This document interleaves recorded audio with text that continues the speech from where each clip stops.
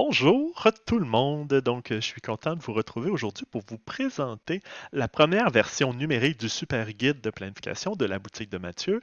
Je vais vous présenter ça quand même assez rapidement ici. Pour commencer, lorsque vous allez avoir acheté votre document, vous allez avoir un bouton Créer ma copie. Et comme il s'agit d'une présentation Google Slide, en fait, il vous faut un compte Google. Bon, créer un compte Google, c'est gratuit. Je vous suggère de garder celui de votre travail. Donc, d'en faire un si ce n'est pas déjà fait, un compte Google avec votre adresse professionnelle et de vous connecter avec celle-ci dans votre navigateur. Puisque quand vous allez cliquer sur Créer ma copie, vous allez arriver sur la page que vous voyez présentement. Donc, copier le document. Si vous n'êtes pas déjà connecté, vous allez devoir vous connecter avant. Donc, lorsque vous appuyez sur Créer une copie, ça vous crée lentement mais sûrement une copie sur votre compte. Et voilà. Donc, afin de respecter mon travail, je vous invite par contre à ne pas partager votre lien personnalisé puisqu'il est pour vous seulement.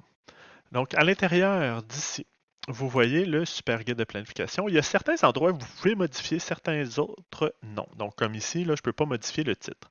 Par contre, je peux changer le nom. Donc, si j'écris mon nom. Et comme c'est un document Google Slide, vous pouvez faire ce que vous voulez. Vous pouvez supprimer les diapositives, en ajouter. C'est vraiment ce que vous désirez faire avec. Vous pouvez appuyer sur Insertion. Vous avez différentes choses que vous pouvez utiliser. Donc, vous pouvez utiliser des GIFs, des autocollants. Donc, supposons ici sur la page, je veux rajouter quelque chose sur la rentrée scolaire. Et bon, je vais ajouter ça ici. Ben, je peux l'insérer dans mon guide de planification numérique. Donc, vous pouvez utiliser tous les outils de la suite Google, de faire des liens vers vos documents, etc. Donc, je vais y aller page par page. Donc, la première page, ben, la deuxième en fait, c'est le menu gestion. Et là, j'en ai mis le minimum possible parce que je sais qu'il y en a plusieurs à l'ordinateur qui les utiliseront sûrement pas. Mais vous pouvez en ajouter, vous pouvez en supprimer, comme c'est un document Google Slide. Donc, vous avez les différentes suggestions pour le menu gestion, donc calendrier scolaire, horaire cycle, les étapes et bulletins, anniversaire, plan de classe, compilation de mes absences, sortie scolaire. Dans le haut, vous avez la maison qui vous ramène dans le fond à la première diapositive. Donc, quand j'appuie sur les liens, là, j'ai toujours deux étapes à faire. Donc, j'appuie et je clique sur première diapositive. C'est là que ça m'amène. J'ai gestion août et jusqu'en juin et même été pour les calendriers d'été. Donc, si j'appuie dessus, c'est écrit diapositive 77. Donc, j'arrive au mois de juillet. De plus, vous avez un bouton pour la page précédente, un bouton pour la page suivante. Ceci, c'est pour vous emmener aux autocollants. Donc, à la dernière page, vous avez différents autocollants que vous pouvez copier, coller et les ajouter dans vos planifications. Aussi, ben, vous pouvez en ajouter là ici que vous voulez utiliser régulièrement. Donc, vous les ajoutez sur cette page-là. Comme ça, vous les avez toujours au même endroit. De plus, information, ben là, ça, c'est pour les informations tout en bas là, pour le copyright. Calendrier scolaire. Donc là, j'ai mis celui de mon centre de service scolaire, mais vous pouvez toujours mettre le vôtre. Donc, il y a plusieurs applications là, en ligne qui peuvent transformer un PDF en PNG, qui est un format d'image. C'est le meilleur. Donc, si vous trouvez ça là, dans Google, là, transformer PDF en PNG, vous allez pouvoir le faire. Ensuite, l'horaire cycle, si vous le voulez. Donc là, j'ai mis le mien de l'année dernière, mais vous pouvez faire ce que vous voulez. Vous pouvez supprimer la diapositive aussi, hein, si vous n'en avez pas de besoin. Pour les premières communications jusqu'au troisième bulletin, euh, donc ici, c'est les anniversaires. Donc ça peut être les anniversaires de vos collègues, les anniversaires de vos élèves. Donc il y a toujours de la place là, pour écrire. Donc vous pouvez écrire ce que vous désirez. Ici, je vous ai mis une place pour faire un plan de classe. Donc, à droite, j'ai mis à copier-coller, mais c'est sûr que vous pouvez toujours ajouter d'autres formes dans Insertion il y a forme et vous pouvez ajouter ce que vous désirez dans votre plan de classe. Donc ici, supposons que c'est les pupitres de mes élèves, donc je peux toujours les copier, les coller, les mettre des couleurs différentes. Je peux faire ce que je veux. Donc voilà, supposons que je veux placer Mathieu Rose ici. Je peux mettre le bureau, donc CTRL-C pour copier, CTRL-V pour coller. Supposons que mon bureau il est en plein milieu de la classe. Ah, bon, j'ai de la misère à arriver à zéro. On va dire qu'il est croche un petit peu. Je dois l'avoir accroché avec mon pied. Et la porte, je pourrais dire qu'elle est ici.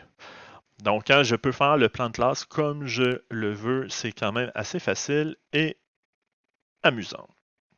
Ensuite, j'ai mis une page de suivi pour les absences qu'on a, une page d'organisation pour les sorties scolaires et une page autre. Donc là, ici, vous pouvez modifier le titre. Supposons que vous voulez avoir une page qui va où, là, pour savoir où vont vos élèves après l'école ou pendant l'heure du dîner. Vous pouvez en créer une. Et vous pouvez éventuellement mettre aussi ici qui va où et faire un lien vers cette diapositive. Donc, quand je fais qui va où, j'appuie sur lien et là, je peux trouver en fait quelle diapositive que je veux aller. Ensuite,